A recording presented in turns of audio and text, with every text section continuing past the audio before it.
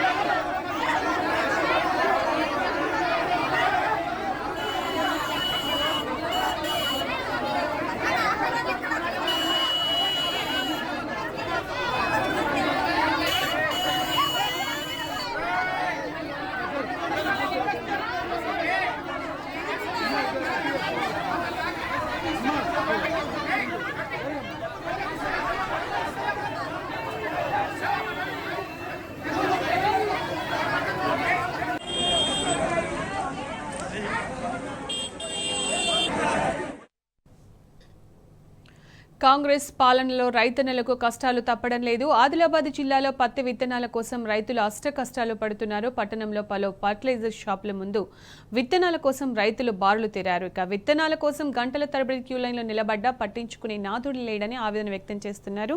దీనికి సంబంధించిన పూర్తి సమాచారం మా ప్రతినిధి రాజు అందిస్తారు. రాజు, ఇంకా ఆదిలాబాద్ జిల్లా కూడా గత వారం రోజులు కూడా పత్తి విత్తనాల కోసము రైతులు పడడానికి పాటలు పడుతున్నారు.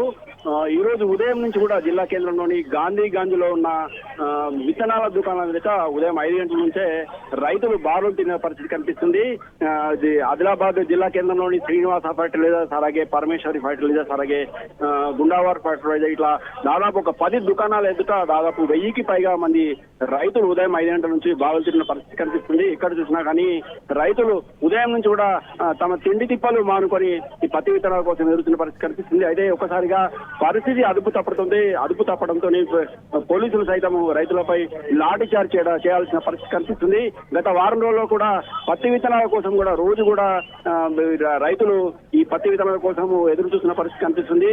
గతంలో ఇలాంటి పరిస్థితి లేదని గత 10 ఏళ్ల కాలంలో బీఆర్ఎస్ ప్రభుత్వ పాలనలో మాత్రం తమకు అందుబాటులో విత్తనాలు కానీ ఎరువులు కానీ సకాలంలో అందుబాటులో తమకు ఉంచడం జరిగిందని ప్రభుత్వం. అయితే ఈ కాంగ్రెస్ ప్రభుత్వం మాత్రము వచ్చిన తర్వాత ఈ దీన పరిస్థితులు అంటే గత 10 ఏళ్ల క్రితం ఉన్న పరిస్థితి మళ్ళీ వచ్చినట్టు కనిపిస్తుందని చెప్పేసి రైతులు ఆవేదన వ్యక్తం చేస్తున్నారు.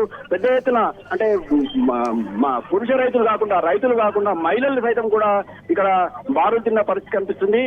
జైనత్, అలాగే బేలా, భీంపూర్, అలాగే చుట్టుపక్కల ప్రాంతాల నుంచి పెద్ద ఎత్తున ప్రతి గ్రామం నుంచి కూడా రైతులు ఇక్కడ ఈ విత్తనాల దుకాణం ఎదుట మహిళలు సైతం ఎదురు చూస్తున్న పరిస్థితి కనిపిస్తుంది విత్తనాల కోసము. అయితే అధికారులు మాత్రము పత్తి విత్తనాలు అందుబాటులో ఉన్నాయని పదే చెప్తున్నప్పటికీ ఇక్కడ పరిస్థితి మాత్రం అందుకు విరుద్ధంగా ఉన్నది. ఏమాత్రం పట్టించుకోవడం కానీ రైతులు ఆందోళన వ్యక్తం చేయడం జరుగుతుంది.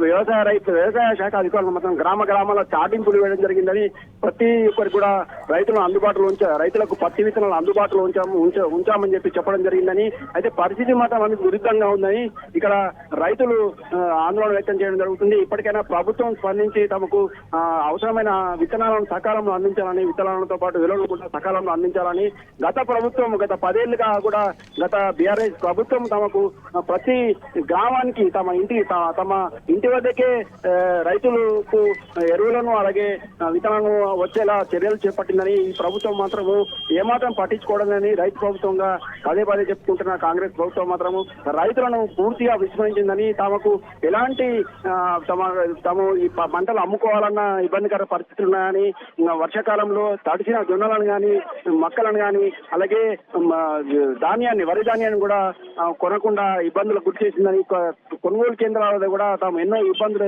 పడ్డామని, అటు రైతులు పండించిన పంటలను కొనుగోలు చేయక, ఇటు రైతులకు విత్తనాలను ఎరువులు అందుబాటులో ఉంచక నానా యాతన చేసే విధంగా రైతులకు అష్ట కష్టాలు పడే విధంగా ఇక్కడ కాంగ్రెస్ ప్రభుత్వం వ్యవహరిస్తున్న. ఇప్పటికైనా ప్రభుత్వము వెంటనే స్పందించి తమకు రైతులకు అవసరమైన విత్తనాలు వెంటనే అందుబాటులో ఉంచాలి, లేని పక్షంలో తాము ఆందోళన వాటా పట్టాల్సి వస్తుందని ఏకంగా కలెక్టర్ కార్యాలయాలను, వ్యవసాయ శాఖ కార్యాలయాలను ముట్టడించాల్సిన పరిస్థితి ఉందని, తమపై పోలీసులు లాఠీచార్జ్ జరపడం పట్ల కూడా రైతులు ఆందోళన వ్యక్తం చేస్తున్నారు. మొత్తానికి ఈ రైతులు మాత్రం సకాలంలో విత్తనాలు అందించాలని చెప్పేసి రైతులు డిమాండ్ చేస్తున్న పరిస్థితి కనిపిస్తుంది.